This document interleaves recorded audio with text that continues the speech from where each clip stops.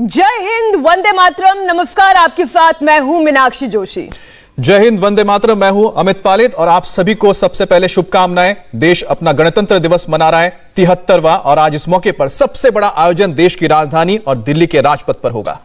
यहां जमीन से लेकर आसमान तक द ग्रेट इंडिया शो की शुरुआत होगी। जी हां, प्रधानमंत्री नरेंद्र मोदी अब से करीब 1 घंटे के बाद सुबह 10:05 पर नेशनल वॉर मेमोरियल जाकर देश के शहीद हुए जवानों को श्रद्धांजलि देंगे।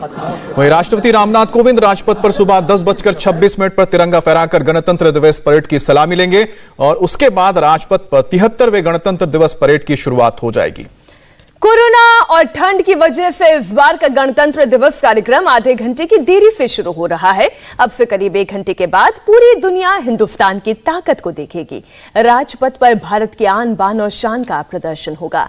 अलग अलग झांकियों की मदद से जहां देश की सांस्कृतिक विरासत को दुनिया के सामने रखा जाएगा, वहीं देश की 3 सेनाएं अपनी ताकत का जौहर भी दिखाएंगी।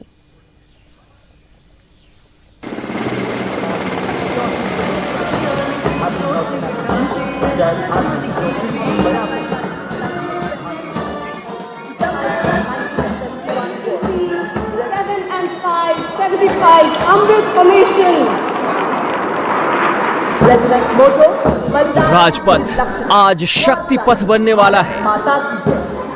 कर आएगा दुश्मन की नीयत में कोई खोट, मेरी अब हुंकार बनेगी पूरी। दुनिया देखने वाली है न्यू इंडिया की ताकत। जमीन से आसमान तक शूरवीरों के पराक्रम का प्रदर्शन होगा। किलोमीटर के तारे में मार गिरा सकती है। प्रधानमंत्री के विजन रक्षा क्षेत्र में आज परेड में दिखेगा भारत की सुपर पावर का ट्रेलर। आज कुछ ऐसी परेड होगी कि पूरी दुनिया देखेगी और गर्व करेगा हर हिंदुस्तानी।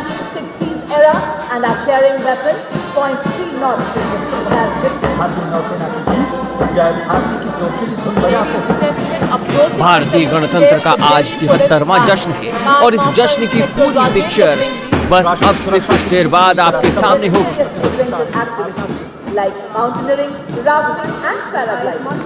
अब से कुछ देर बाद जो नजारा आपके सामने होगा उसकी झलक हम आपको अभी दिखा रहे हैं और बता रहे हैं कि क्यों होगा इस बार का गणतंत्र दिवस समारोह सबसे अलग, सबसे खास, सबसे शानदार।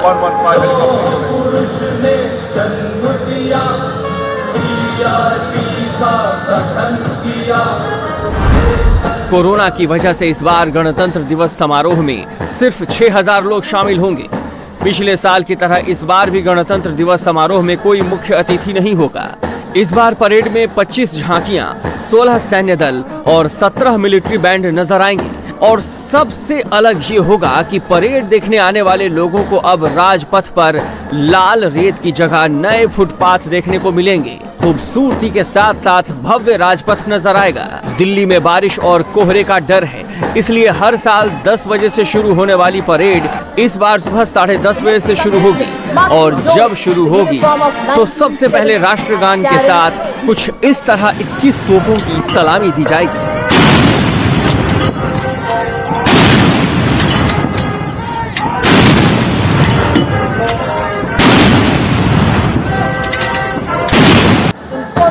एक ओर तिरंगा लहराता रहेगा और दूसरी ओर इंडिया गेट का पूरा इलाका तोपों की सलामी से गूंजता रहेगा।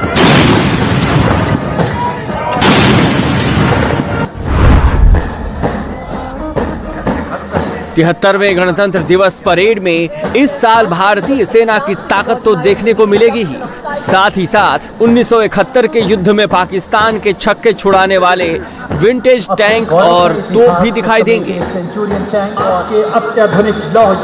राजपथ पर परेड में सबसे पहले PT-76 और सेंचुरियन टैंक्स आएंगे, जिन्होंने 1971 के युद्ध में पाकिस्तानी सेना की धज्जियां उड़ा दी थी। अर्जुन टैंक के नए संस्करण में ये विंटेज टैंक अब सेना के जंगी बेड़े का हिस्सा नहीं है, लेकिन 1971 के युद्ध के 50 साल पूरे होने पर इसे खास तौर पर राजपथ पर लाया जाएगा। इस साल गणतंत्र दिवस में सबसे बड़ा और भव्य फ्लाई पास्ट होने जा रहा है। जिसमें वायुसेना, नौसेना और थल सेना के कुल 75 एयरक्राफ्ट हिस्सा लेंगे। चूंकि देश आजादी के 75वें साल में इस बार इस गणतंत्र दिवस को मना रहा है, इसलिए फ्लाई पास्ट में शामिल 17 जगुआर लड़ाकू विमान एक अमृत फॉर्मेशन में राजपथ के ठीक ऊपर 75 लिखते हुए आगे निकलेंगे।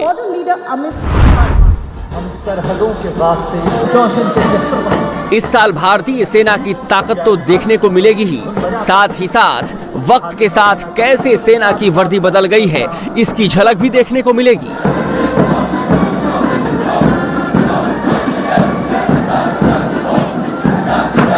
भारतीय सेना के जवान इस साल गणतंत्र दिवस परेड में 1950 से आज तक सेना की ओर से पहनी जाने वाली अलग अलग वर्दी में मार्च करते हुए नजर आएंगे। जब मिलते हैं हम चलते हैं जब ऐसे तो दिल दुश्मन के हिलते हैं। अगला दस्ता नौसेना का मार्चिंग दस्ता। परेड में सेना के जवान 1950, 1960, 1970 के दशक में पहनी जाने वाली ऑलिव ग्रीन और इसी साल सेना को दी गई कॉम्बैट यूनिफॉर्म पहनकर मार्च करेंगे।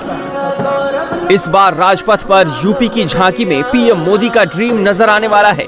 झांकी में बदला हुआ काशी विश्वनाथ धाम नजर आने वाला है। इसके अलावा इस झांकी में बताया जाएगा कि कैसे काशी बदल रहा है और कैसे काशी का बाजार अंतर्राष्ट्रीय होता जा रहा है।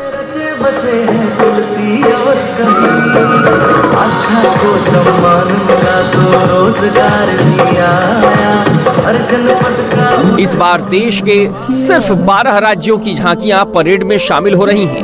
29 राज्यों ने आवेदन किया था, लेकिन सिर्फ 12 राज्यों की झांकी को ही मंजूरी मिल पाई।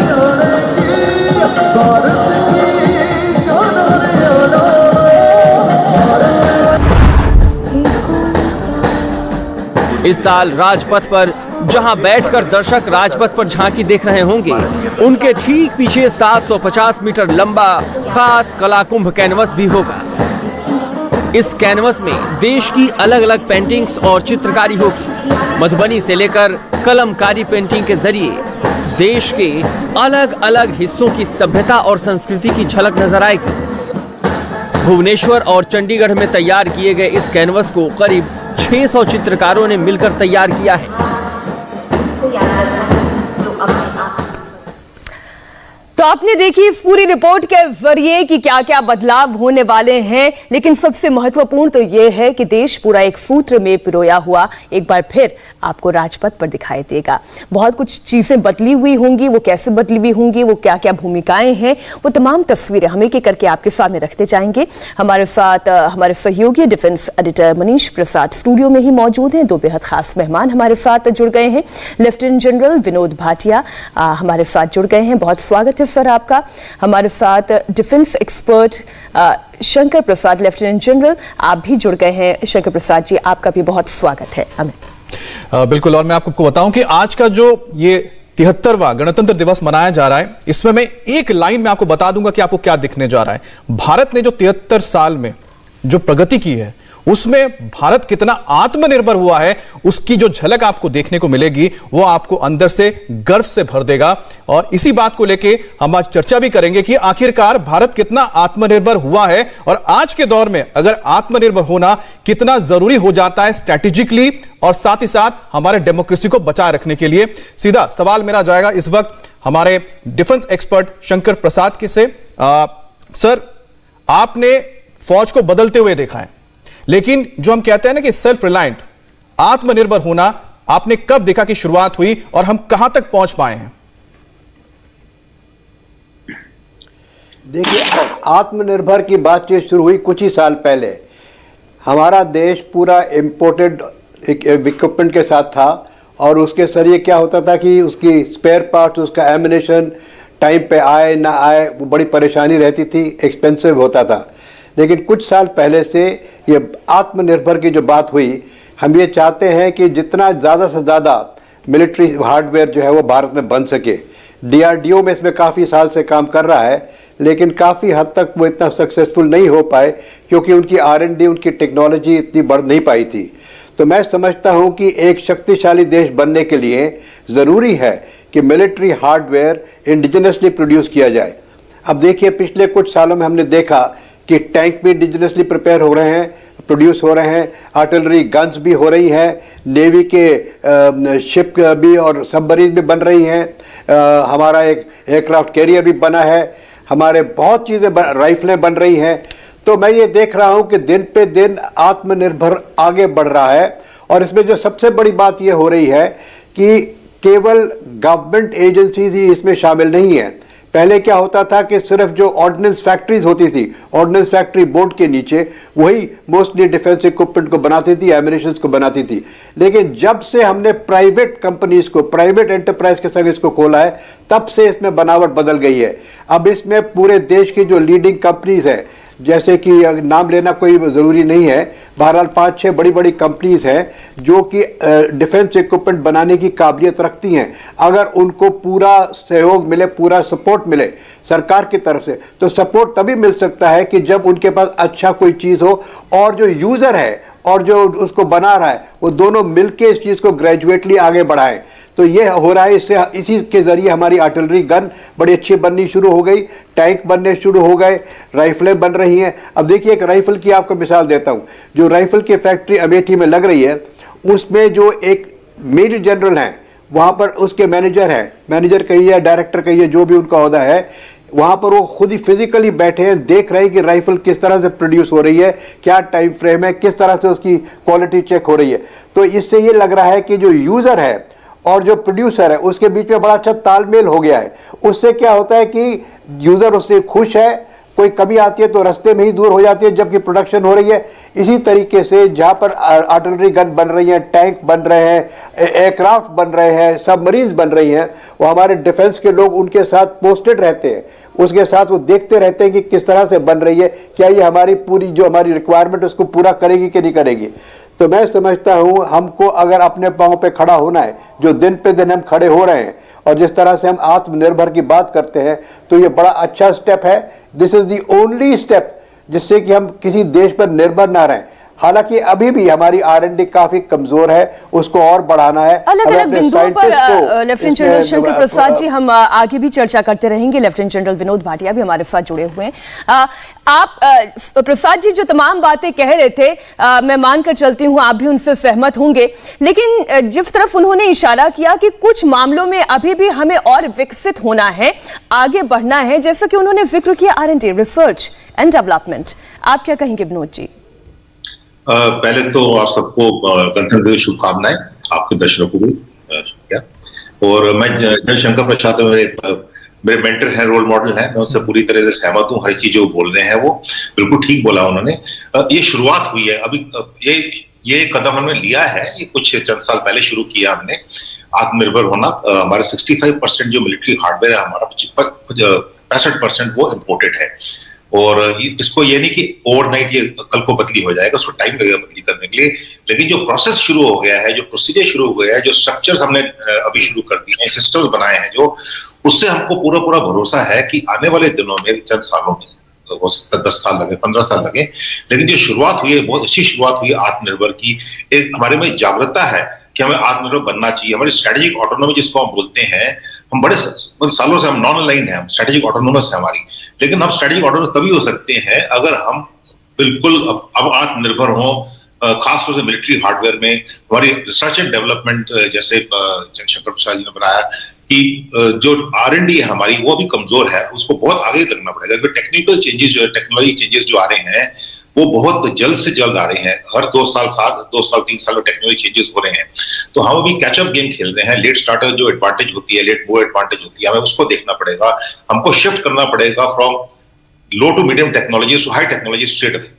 और ये शुरुआत अच्छी हो गई है, ये नहीं कह रहा नहीं हुई है। AI का बहुत सारा एक टास्क फोर्स, और महत्वपूर्ण यही है भाटिया जी की शुरुआत होनी चाहिए और फिर एक निरंतर उसी प्रयास में, उसी पथ पर आगे बढ़ते रहें तो कामयाबी तो मिलनी तय है ही। और भारत जिस तरह से आगे बढ़ रहा है उसमें कोई शक नहीं कि जिस दिशा में आप कहते हैं कि उस दिशा में भी हम सर्वोत्तम साबित होंगे। आज राजपथ पर सेना के 3 अंगों और केंद्रीय अर्धसैनिक बलों के कुल 16 मार्चिंग दस्ते राष्ट्रपति और प्रधानमंत्री के सामने मार्च पास्ट करेंगे। और आज राजपथ पर सेना का वो शौर्य दिखेगा जिसे देखकर देश के दुश्मनों के होश भी उड़ जाएंगे।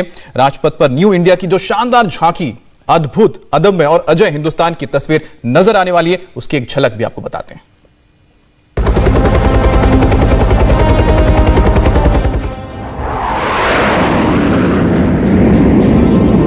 अब से कुछ देर बाद जब आप 26 जनवरी की परेड लाइव देखेंगे तो आपके लिए बहुत कुछ अविश्वसनीय और अकल्पनीय होगा। आज की परेड में थल सेना, वायुसेना और नौसेना का पूरा दमखम नजर आएगा। एक ओर तो सेना 71 की जंग में जीत के 50 साल पूरा होने का जश्न मना रही है, तो दूसरी ओर देश अपनी आजादी के 75वें साल का जश्न अमृत महोत्सव के रूप में मना रहा है। इसलिए इस बार राजपथ पर सेना की झांकी बेहद ही खास रहने वाली है।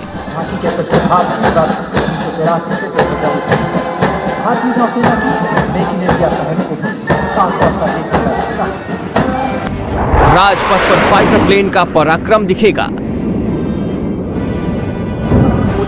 तो जमीन पर दौड़ते टैंकों की दहाड़ भी सुनाई देगी। मार से बच नहीं सकता। इतना ही नहीं, ये टैंक रात और दिन सेना में बेटियों का बेमिसाल कमाल नजर आएगा। जांबाज जवानों का जोश और कदमताल नजर आएगा।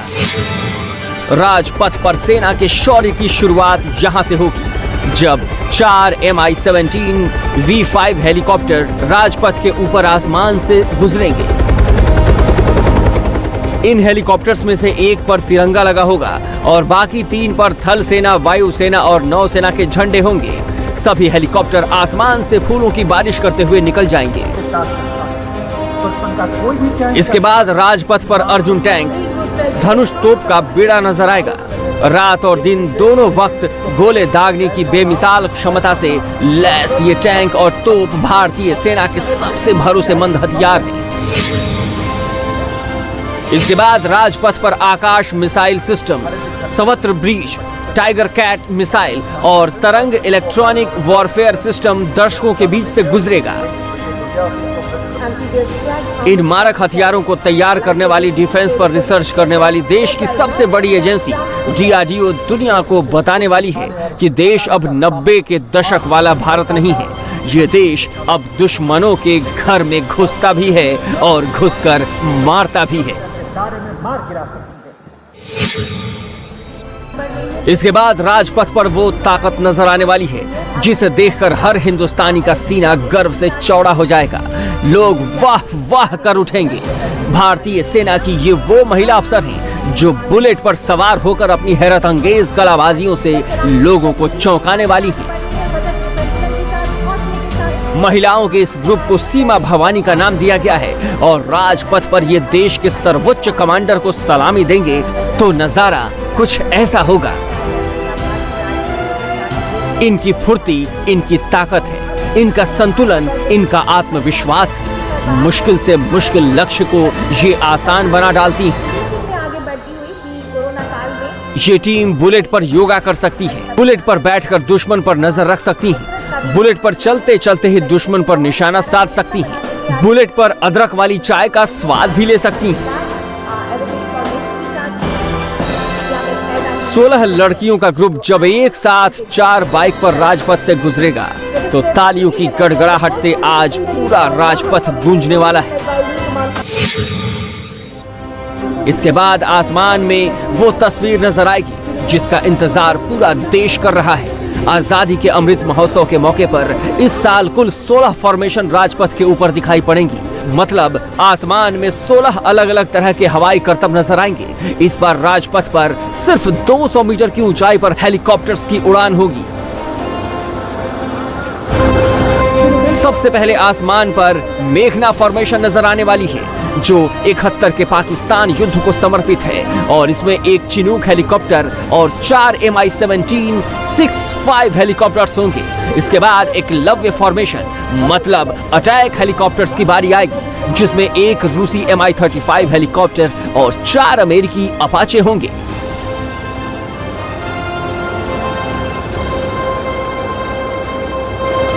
फ्लाई पास्ट की अगली फॉर्मेशन भी 1971 के युद्ध को समर्पित है जिसमें एक विंटेज डकोटा एयरक्राफ्ट और 2 डॉर्नियर एयरक्राफ्ट होंगे।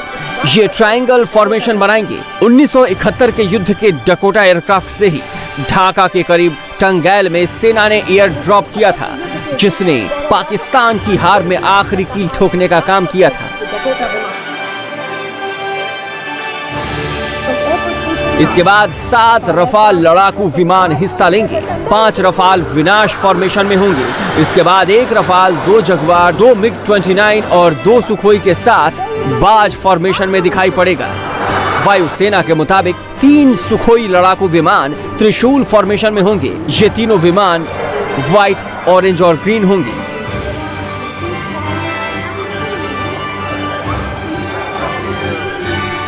इसके बाद आसमान में सबसे भव्य तस्वीर नजर आने वाली है। आजादी के 75 साल के मौके पर फ्लाई पास्ट में कुल 17 जगुआर लड़ाकू विमान एक अमृत फॉर्मेशन में राजपथ के ठीक ऊपर से 75 बनाते हुए दिखाई पड़ेंगे और इसके साथ इस महोत्सव का समापन हो जाएगा। राजपथ पर इस बार का मिलिट्री शो ताकत के साथ साथ आत्मनिर्भर भारत वाली परेड का भी हिस्सा होगा।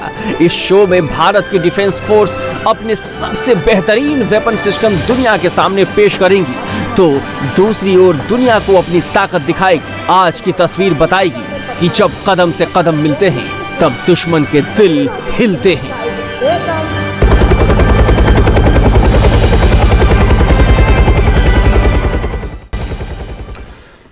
और हमारे डिफेंस एडिटर मनीष प्रसाद भी हमारे साथ स्टूडियो में मौजूद है। मनीष, देखिए, हमने तो ये देखा कि क्या क्या होने जा रहा है, लेकिन अगर हम पिछले जो परेड हुए उससे कितना अलग देखेंगे, कौन सी नई चीजें हैं जो इस परेड में देखने को मिलेंगी? ये पूरा अलग है और 26 जनवरी 1950 से लेकर आज तक जो बदलाव है उसकी पूरी एक झांकी इसमें दिखाई देगी। और सबसे बड़ी बात, आजादी का अमृत महोत्सव और 1971 का स्वर्णिम विजय दिवस, इसकी पूरी एक रूपरेखा यहां पर तैयार होगी। भारतीय सेना की सबसे पुरानी जो रेजिमेंट है राजपूत राइफल, वो वहां पे दिखाई देगी, तो वो अपने पुराने उसी यूनिफॉर्म में होगी जिसमें वो सबसे पहले 1947 के वक्त थी। वो साथ में .303 जो गन है, राइफल है, उसके साथ होंगे और आज के para commandos new combat dress पहनकर होंगे। इसके साथ साथ भारतीय सेना का अदम्य शौर्य और साहस दिखाई देगा, तो वो दिखाई देगा भारतीय सेना का जो इवॉल्वमेंट है 1971 से लेकर आज तक, जिस तरीके से भारतीय सेना आत्मनिर्भरता की तरफ आगे बढ़ी है, भारतीय नौसेना, भारतीय वायुसेना आगे बढ़ी है, वो सब एक साथ इस झांकी में दिखाई देगी। सबसे पहले 10:27 का समय होगा जब राष्ट्रपति ध्वजारोहण करेंगे और उसी समय 21 तोपों की सलामी दी जाएगी। लेकिन इस बार यह बिल्कुल खास होगा क्योंकि स्पेशल स्पेक्टेटर के तौर पर होंगे वो लोग जो कि आम लोग हैं, सफाई कर्मचारी, वो लोग जो कि ऑटो रिक्शा चालक हैं। प्रधानमंत्री का यह इनिशिएटिव था कि उसे इस तरीके से किया जाए कि आम लोगों के साथ जोड़ा जाए। वो लोग जो कि कभी 26 जनवरी देखने, रिपब्लिक डे देखने नहीं आते, उनको भी यहां लाया जाए। तो उस दर्शक दीर्घा पे वो सभी लोग मौजूद होंगे। उसके अलावा एक और बड़े बदलाव की मैं बात कर लूं मनीष, फिर मैं दोबारा आपके पास आऊंगी। आप लोग जानते हैं कि कोविड का ये संक्रमण काल है, इसलिए कोई विदेशी मेहमान ये दूसरा साल होगा जब गणतंत्र दिवस के इस भव्य समारोह में शामिल नहीं होगा। और मनीष, हम तो ये भी सुन रहे हैं कि सबसे बड़ा, सबसे भव्य फ्लाई पास्ट इस बार शामिल किया जाएगा। एक साथ कुल मिला के 75 भारतीय वायुसेना के फाइटर एयरक्राफ्ट, हेप्टर्स, ये सब एक साथ होंगे। इसमें सबसे इंपॉर्टेंट होगा तंगेल फॉर्मेशन। लेफ्टिनेंट जनरल भाटिया खुद यहां पर हैं और वो क्योंकि कर्नल ऑफ द रेजिमेंट रह चुके हैं पैरा के, इसीलिए यह बताना बहुत जरूरी है कि 1971 के युद्ध में सबसे पहले जो तंगेल में डकोटा के जरिए पैरा ड्रॉपिंग हुई थी, वो पूरी तरीके से उसी फॉर्मेशन के साथ डकोटा यहां पर दिखाई देगा। यह पूरे फॉर्मेशन में भारतीय वायुसेना की अदम्य साहस, शौर्य और शक्ति दिखाई देगी, जिसमें तेजस के साथ साथ रफाल तक मौजूद होगा। आपने बहुत अच्छी तरफ इशारा किया, महत्वपूर्ण है ये इन तस्वीरों को देखना भी। बिल्कुल, इन तस्वीरों को जरा आप देखिए। हाँ मनीष, ये जो तस्वीर है ये इस समय कश्मीर से आ रही है, जहां पे छोटे बच्चे अपने हाथों में ध्वज लेकर इस समय नॉर्थ कश्मीर का जो कंदल एरिया है वहां पर ये इस समय रिपब्लिक डे यानी गणतंत्र दिवस का ये पूरा समारोह मना रहे हैं। वहीं दूसरी तरफ चिनूक आपको दिखाई दे रहा है, पुरानी तस्वीर है, लेकिन अभी की तस्वीर जिसमें छोटे छोटे बच्चे, ये बदलते हुए कश्मीर की तस्वीर है। आर्टिकल 370 आपने देखिए कश्मीर का जिक्र कर लिया, इसलिए मैं शंकर प्रसाद जी आप इस पर आपकी राय जानना चाहूंगी। कश्मीर जहां पर लगातार आतंकवाद का साया मंडराता रहता है, उसके बीच में कश्मीरी बच्चों का हाथों में तिरंगा लेकर यूं सड़कों पर उतर आना, तिरंगा लहराना, ये कितना बड़ा मैसेज जाता है देश के उन तमाम दुश्मनों को जो बार बार बॉर्डर पार से ना सिर्फ भारतीय सीमा में दाखिल होने का प्रयास करते हैं, यहां के नौजवानों को धमकाने का और भड़काने का प्रयास करते हैं, वहां इन बच्चों के हाथों में तिरंगे का होना कितना बड़ा संदेश देता है प्रसाद जी? देखिए, ऐसा है कि कश्मीर में हालात कभी कुछ होते हैं, कभी कुछ होते हैं, लेकिन जब से आर्टिकल 370 हटा है और जब से बच्चों की और उनके पेरेंट्स की समझ में आया है कि उनके लिए बेहतर क्या है, अच्छा क्या है, उनके लिए पढ़ाई करनी है बनस्बत इसके कि स्टोन पेल्टिंग कराएं उनसे, तो इस समय आप देख रहे हैं कि बच्चे कितनी उत्साह से, कितने ठंड में वह झंडा लगा रहे हैं। शायद स्कूल की कोई टीम होगी, यानी कि मैं समझता हूं कि केवल यही बच्चे नहीं हैं, सब स्कूलों में कश्मीर के अंदर आज कुछ ना कुछ फंक्शन हो रहा होगा और जिस तरह से स्टेट कैपिटल में भी हो रहा होगा, तो मैं समझता हूं कि this is a very good sign. ये दुश्मन के लिए एक अच्छा मैसेज है कि आप अपना टाइम और अपनी एनर्जी और अपने लोगों को बेकार बर्बाद कर रहे हैं। यहाँ पे बहुत बदलाव आ रहा है। कश्मीर ये समझ रहा है कि उनके लिए बेहतर क्या है, वहाँ पे इंडस्ट्री बनेगी, वहाँ पे पढ़ाई होगी, वहाँ मेडिकल कॉलेज बनेंगे, वहाँ बच्चे पढ़ेंगे, मेन स्ट्रीम इंडिया में आएंगे। आप देख रहे हैं कि जब भी वहाँ फौज की भर्ती खुलती है तो अगर 100 आदमी की भर्ती है तो 1000 से 10,000 आदमी तक वहाँ आ जाते हैं। तो लोग ये चाहते हैं कि पुलिस में भर्ती हो, आर्मी में भर्ती हो, लोग मेडिकल कॉलेज में जाके पढ़ें, इंजीनियरिंग कॉलेज में पढ़ें, वहाँ पे लोग चाहते हैं कि इंडस्ट्री बने, टूरिज्म और बढ़े। तो ये सब चीजें दिख रहा है, इन बच्चों की तरफ से ही दिख रहा है कि कश्मीर आज बदल रहा है।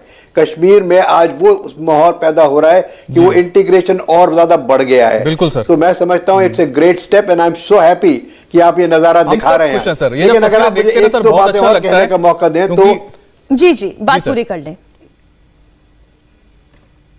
जी देखिए, नहीं एक तो आपने बात की कि क्या क्या सबसे बड़ा बदलाव मैं सुबह से शुरू करूंगा कि ये पहली दफा हो रहा है कि प्रधानमंत्री आज नेशनल वॉर मेमोरियल में जाएंगे, जहां पे अमर जवान ज्योति शिफ्ट हुई है from India Gate to the National War. तो वहां पे पहली दफा जितने फौजी शहीद हुए हैं 26,000 से ज्यादा, उन सबको 26,000 प्लस को प्रधानमंत्री आज नमन करेंगे। पहले नमन करते थे केवल यहाँ पे, जबकि 3,000 के करीब लोग शहीद हुए थे 71 वॉर में। लेकिन ये सबसे बड़ा बदलाव इस साल आया है कि अब यहाँ पूरे शहीद जितने इंडिपेंडेंस से आज तक हुए वहां पर जाके प्रधानमंत्री नमन करेंगे। दूसरी बात बड़ी इंटरेस्टिंग जो दिख रही है कि बड़ी स्पीड के साथ, हालांकि कोविड हालत चल रही है, राजपथ का नजारा बदल गया है। आपने बताया कि वहां पीछे एक पेंटिंग्स की नुमाइश भी होगी, वहां कोई कैनवस बनेगा, हमने तो देखा नहीं अभी उसको, लेकिन मुझे लग रहा है जिस तरह से तस्वीरें आपने दिखाई वो भी बड़ा अट्रैक्टिव होगा। और आप पूरा राजपथ को देख रहे हैं, पूरा बदलाव हो गया। इंडिया टीवी हर वक्त हर जगह डाउनलोड करने के लिए सर्च करें India TV news Google play store या ऐप स्टोर पर।